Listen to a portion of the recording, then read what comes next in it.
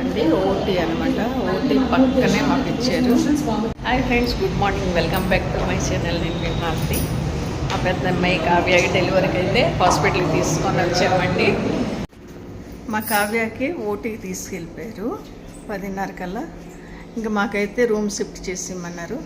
ఆ రూమ్ నుంచి ఇప్పుడు కిందన సెకండ్ ఫ్లోర్లో ఈ రూమ్కి అయితే వచ్చామండి. ఇక్కడ చూడండి, బెడ్, ఇక్కడ సోఫా, ఇక్కడైతే టీవీ సేమ్ అన్నమాట. ఏసీ కూడా ఉంది. కర్టెన్లు అయితే భలే నచ్చాయండి. నాకు ఈ కర్టెన్లు చాలా బాగా నచ్చాయి అన్నమాట. ఇక్కడ కూర్చోడానికి ఒక సోఫా, మళ్ళీ అక్కడ బెడ్ అండ్ సోఫా కూర్చోడానికి పడుకోవడానికి. అక్కడ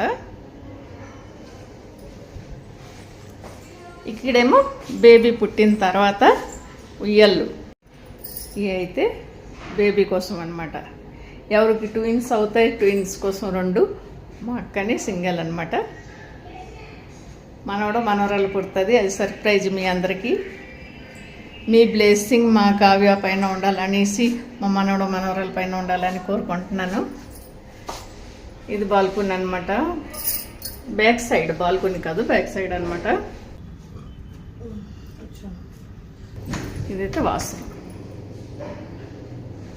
అయితే బ్రష్, సోపు, పేస్ట్ అన్నీ ఇస్తారండి.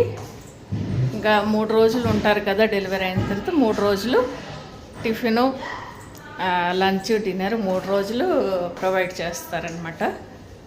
అలానే డబ్బులు కూడా తీసుకుంటారు. మనవడ మనవరాలు వస్తుంది, అంతవరకు వెయిట్ చేయాలా. ఇప్పుడైతే డోర్ వేసి నేను 3rd ఫ్లోర్కి వెళ్తాను. 3rd ఫ్లోర్లోనూ వెయిట్ చేయాలి ఓటీ దగ్గర. హాస్పిటల్లో డ్రెస్సులు ఇదండి, డ్రెస్ కోడ్ అనమాట. డ్రెస్ టాబ్లెట్లు వేసుకొని నేను 3rd ఫ్లోర్కి వెళ్తాను ఓటీ దగ్గరికి. అక్కడైతే వెయిట్ చేస్తానండి. ఈ విండోకి అయితే స్లైడ్ కట్టని ఇచ్చారు, చాలా బాగుంది.